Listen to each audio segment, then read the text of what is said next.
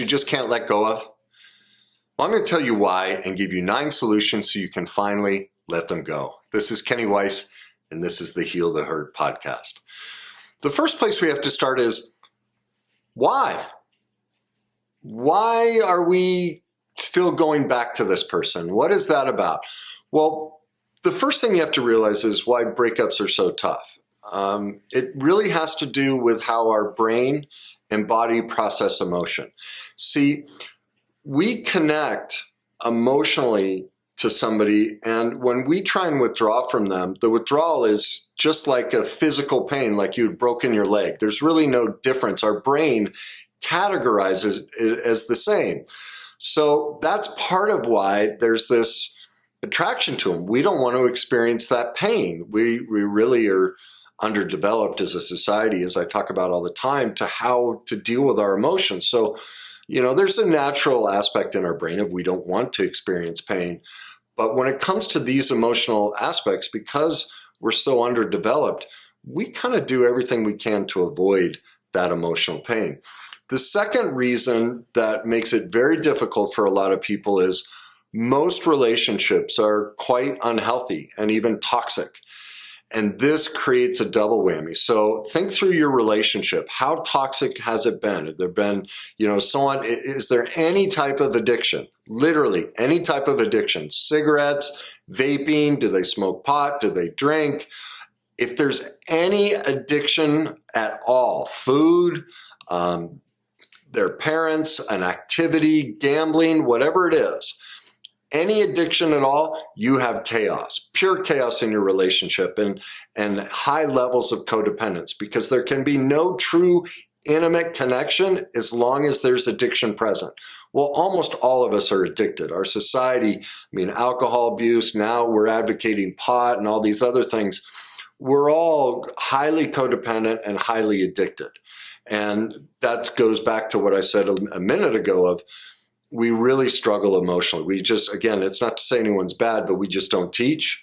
We really haven't started until the last 50 years to promote growing emotionally. So the more toxic the relationship is, you create what's called the trauma bond. All right. Now you're talking severe difficulty to let go of this person, because that actually creates an addiction. When you create a trauma bond with somebody, and if there's already addiction issues in the relationship, well, now what you're creating is something much deeper. It's actually an addictive component, just like snorting cocaine. All right. So now when this component is involved in a relationship, now what's happening is it's attacking, or attaching is probably a better way to say it, the reward and motivation part of our brain. It's attaching to that part. So now we actually feel like it's a reward and there's a motivator to stay with this person. Does that sound familiar? Like you start to get away and you start questioning and you start maybe, second guessing and you start minimizing all the problems in the relationship. You start trying to find reasons to motivate yourself to get back with them. This happens, I do this on a full-time basis. I see this with couples or somebody trying to leave a relationship all the time. It happened to me. In my second marriage, I married a narcissistic sociopath. I was massively addicted to her. The withdrawal process from that relationship nearly killed me. I was suicidal. It is a horrific breakup, especially when we're so underdeveloped emotionally to handle these things. And so we will do anything we can to avoid that. And we use kind of sabotaging, really denial techniques to keep us involved. And one of those is we try and stay friends with them. I did it with her, we separated, we separated for a little bit. And then, it was like a month or 6 weeks. I was like, oh my God, I'm free. But then all of that addiction stuff started to come up. And so I reached out, we went out to dinner, we were kind of dating again. Honestly, looking back, it was massively manipulative on my part, horrifically manipulative. I was starting to feel the beginning stages of that pain. And I'd gotten out of the shock phase of we're separating. And now is in the bargaining stage. I was trying to figure out a way to navigate this. And honestly, I have to admit this. I really, is that looking back on it, what I was trying to do was find a way to sleep with her again. And that's another one of our sabotaging techniques. We will turn them into a friend with benefits. It's thinking we can handle it. It's not that big deal. We have such a good connection, such good chemistry, but there are just some things in the relationship that don't quite work. I have this all the time. Couples will separate, going through a divorce. They share custody of kids, and during that 12-month process, they still sleep with each other here and there. That's an attempt to avoid the intolerable pain, and depending on the level of toxicity, the addiction aspect of the recovery, the letting go and facing the addictive aspects of the relationship. All of these techniques are done to avoid pain. And because, some of it is really not our fault. Like I said, it's how our brain is wired. It registers emotional and physical pain the same. And who wants to experience a broken leg? Nobody does. But we do have logic. We can understand it. And so what we have to really do is get out of the denial stage. That's the biggest stumbling block for people that keep going back to a relationship and can't get away from an ex. Is really they're caught in massive, massive denial that they just don't want to face about themselves and their role in the relationship, but also the true nature of this person that is no longer, they don't want in their life, but they're trying to make excuses for it. All right, so let's get to the solutions. What do we do with this? Because that's ultimately why you're watching or listening to this, is help me stop this. Well, the first thing I want you to do is stop focusing on their words. There's a reason you guys are separated or broken up or not seeing each other. Is there's some obvious problems in the relationship that you're complaining about that you'd like to see different. Well, just like me, when I separated from my wife, I found all these crafty words or crafty excuses. I used all these words, but had my actions changed? No, none. And that's what I want you to do, is pay attention to their actions. Whatever you broke up for, are they cheating, gambling, stealing? Do they have an addiction? Is that part of the process, a part of the problem? Were they having affairs? What was the main problem in the relationship? Do they work too much? Whatever it may be, what behaviors have they put in place to change that? If you don't see any behavioral change, a consistent behavioral change, then you have no reason to be even talking to them. That's the simplest thing. Watch behaviors, ignore all words. All of them are useless. Just focus on their behavior. So that's step one. Now, how do you know if they're addressing the behaviors? Well, that's step two. Have they put a plan in place? And have they laid out the plan to you? Here's what I'm going to do to deal with it. These are the issues that I played a part in causing this breakup, and here's the plan I've put in place to address those issues. Was it an addiction issue? Are they going to 12-step? Are they working with a counselor? What plans? Were they overweight? Did they get a gym membership? Did they hire a personal trainer? Whatever it may be, are they working a plan? If you don't see them working a plan, there's a second reason not to get back with them, all right? Third reason, this gets to your part in it, boundaries. Now, you've obviously discovered some things about this person that don't work for you, that you want to let go of.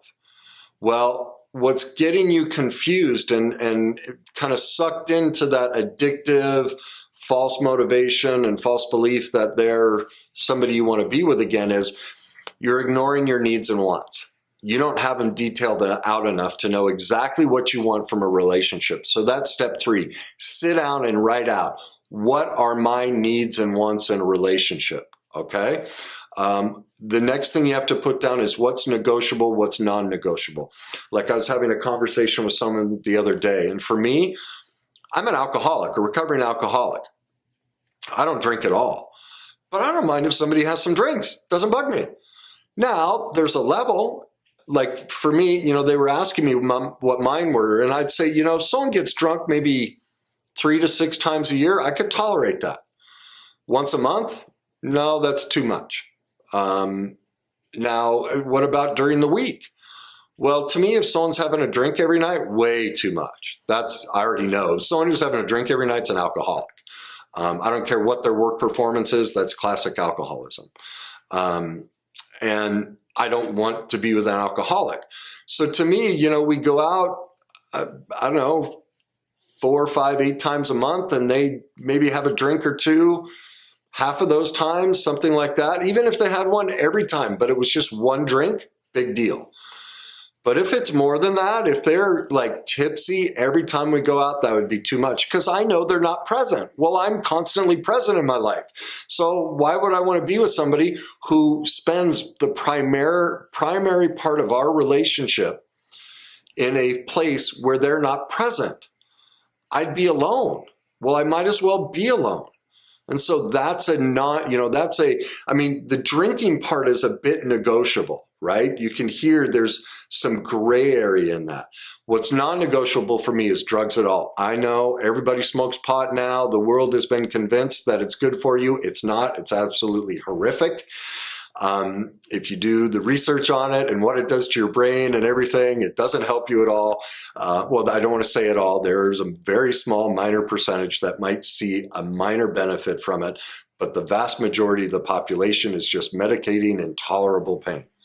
So anyone who smokes pot, does any drug at all, I'm done. It is non-negotiable. They could meet all of my needs and wants, everything else, but that I won't negotiate. So make the list of your needs and wants. What things matter to you? And once you have that stuff, like, there's certain activities you'd like to share with somebody, style of dress, is there, like for me, manners, anybody you choose with their mouth open, non-negotiable. I'm done. I know that seems crazy, but bad table manners, the thought of sitting across from a woman who smacks her gums and spits food out all over the place and is completely unaware, I don't want that in my life. Another thing, my second wife cracked her knuckles all the time. I can't hear that sound. Those are just, they seem petty, but they're non-negotiable for me. I'm done. That's what you need to look at, because what's happening is you're giving yourself away. There's a reason you guys are breaking up. There are needs and wants you're not paying attention to, that you're in denial about, you're minimizing, suppressing, but they're coming up and you keep complaining about it. Well, that's because you haven't been clear and recognized, oh my God, they do things that I just can't have in my life. So that's step 3. Make a list of what's negotiable and non-negotiable. All right. Step 4, this is a tough one. You have to experience the withdrawal and the loneliness of the breakup.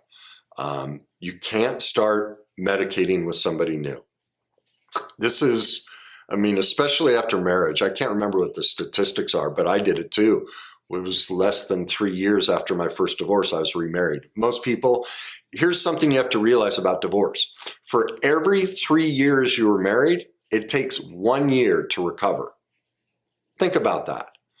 10 years of marriage, you need a minimum of 3 or 4 years before you're even ready emotionally to date again.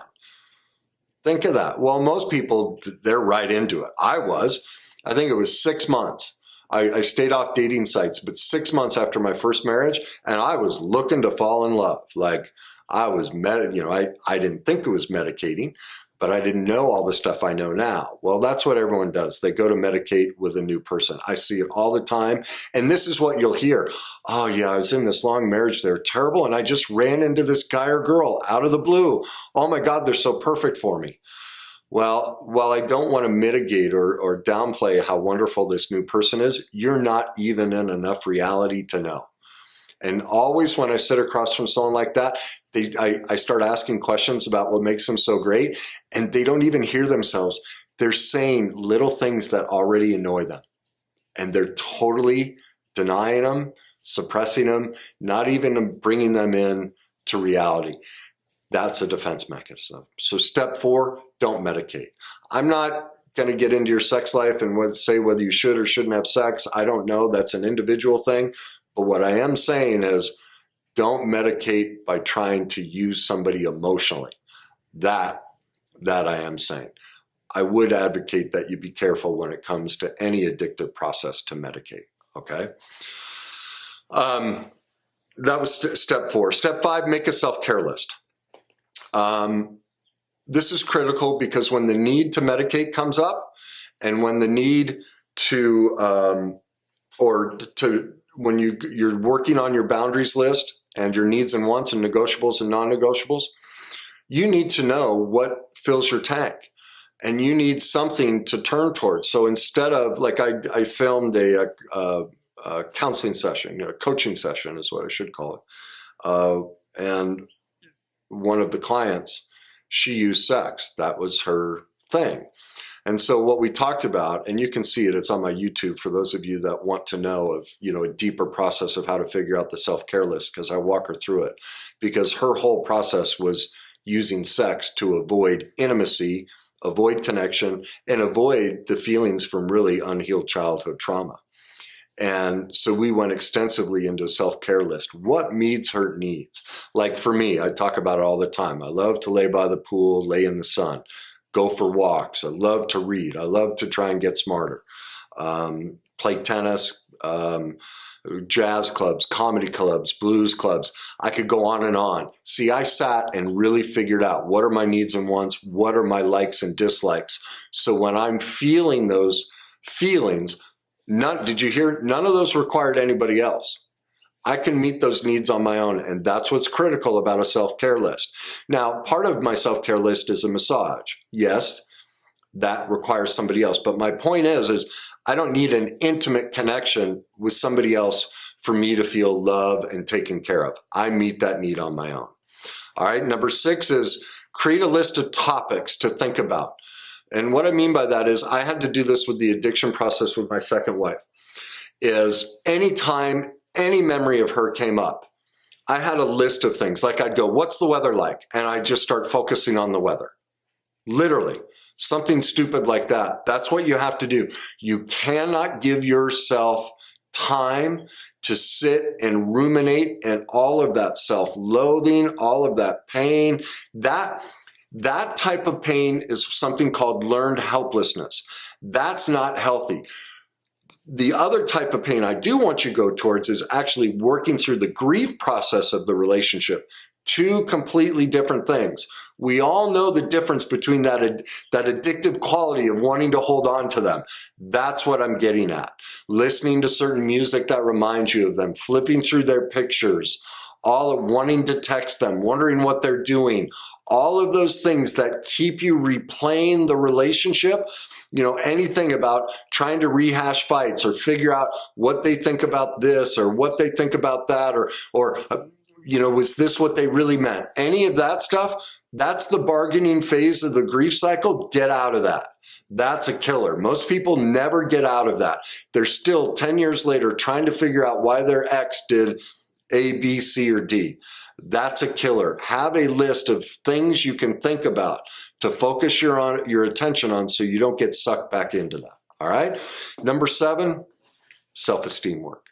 Self-esteem work. Because sadly, most of us feel rejected when the truth is none of us are rejected. It's not possible. Nobody ever, ever, ever, ever rejects us. All they're ever doing is doing what they think is in their best interest. Even if you can see it's totally self-destructive, in their mind, it seems like the best thing for them. Whether they cheated, I don't care what they did, they're addicted, whatever it is they're doing, they aren't rejecting you.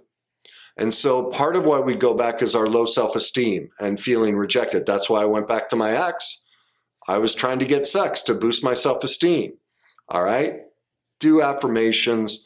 Do the things I talk about in all my other shows and videos. Affirmations in the morning, filling your own self-care needs, all of these other things. That's what you need to do.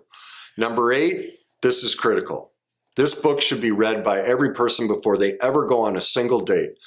There's a lady named Pia Mellody, P-I-A Mellody. It's called Facing Love Addiction, because ultimately what you're caught in is addiction. Remember earlier I talked about how the brain science, I gave you the proof. I didn't want to bring this up and freak you out in the beginning because nobody likes, oh, I don't want to be a love addict. Everyone's afraid of the word addict. Well, we're all addicts. You know, it's a question of what extreme and what addiction society accepts, you know? So don't get hung up on the term love addict, but everyone in a relationship is either a love addict or love avoidant. The whole model, we've all been taught on how to have a relationship. What we think is normal and loving is actually massively codependent and has love addiction and is love addiction and love avoidance. Go become an expert in it. When you read that, you'll realize, oh, I don't really love this person. This is all codependent. Both of us using each other to avoid our childhood trauma. That's the truth. I don't have time to get into that, but that's all attraction is. Attraction is your brain and body sees a person and literally goes, oh my God, this person is perfect. You get that butterfly feeling because your brain and body is going, this person is going to help me relive the exact same chaos, dysfunction, pain, and trauma of my childhood. That's what the butterfly feeling is. Okay, maybe I should do a show just on that. But read that book and you'll understand why. And that'll help get you back into reality of who this person is and why you shouldn't be with them. Okay, because you'll see who you both are and how toxic the relationship is for both of you. And finally, number 9, and this is to help with the resentment. We train people how to treat us. Whatever you're upset at this person for, whatever you'd like to see them change or like to see different, ultimately they're not responsible for it. And what I mean by they are responsible for it, but so are we. I mean, they choose their behaviors. We're not responsible for the behavior choices they make. But we train people how to treat us, and here's how we do it. The first time we allow some sort of behavior that we don't like, we have just said yes. We're okay with it. Well, what's the behavior you don't like in this relationship? What is it? Well, you trained them. Think about it. How many? It didn't just show up once, right? Well, unless it was the case of an affair, all right? If it was the case of an affair, that probably just showed up. But almost every other reason a divorce or separation or relationship ends is a repetitive behavior that we aren't okay with. Well, the reason we trained them is we stayed. So ultimately, we have to forgive ourselves for training them that it was okay to act this way. Now, that doesn't mean go back, perform a mea culpa and go, oh my God, I just watched this podcast and realized I trained you to be this way. I'm the problem. I'm so sorry. Let's get back together. That would be total avoidance of reality. While all of that may be true, unless they're willing to do the behavior, remember what the first 2 were? Ignore their words, watch their behaviors, and are they working a plan? If you don't see that, then there's no reason to do a mea culpa and say, hey, I now see the truth that I played my part in this as well. All right? But ultimately, that's what you have to get down to, is recognizing you played a part in this too, and forgive yourself for it. You're not a bad person. You did the best you could with what you knew at the time. Now that you're going to go, yes, I'm manipulating you and controlling you and telling you you're going to go read Pia Melody's Facing Love Addiction. Once you read that book, you'll know better. You'll have new skills and tools. You'll be able to pick somebody who's less toxic. You yourself will be less toxic, and therefore you will attract more. You'll attract more of what you're looking for. Okay, so there's a quick couple reasons why we want to keep going back to an ex, and 9 solutions to stop going back to an ex. All right. So let me know what you think of that. Leave me your comments. If you know somebody that's struggling with something like this, please share the show with them and give them these solutions so that they can get out of this and they can get back to the life we all deserve. Remember, whenever we judge, blame, criticize anyone or anything, all we're ever talking about is ourselves. It's an aspect of ourselves we see in them that we're in denial about, that we either do directly or indirectly in our own life, ultimately what we're doing is screaming back at ourselves what we'd like to fix and address in our own life. The opposite of that is true, that whenever we see greatness in somebody else, the only reason we can see that is because we have that same greatness also. All right? So spend today looking for your greatness. All right, everybody. Have a great day. Thanks for tuning in.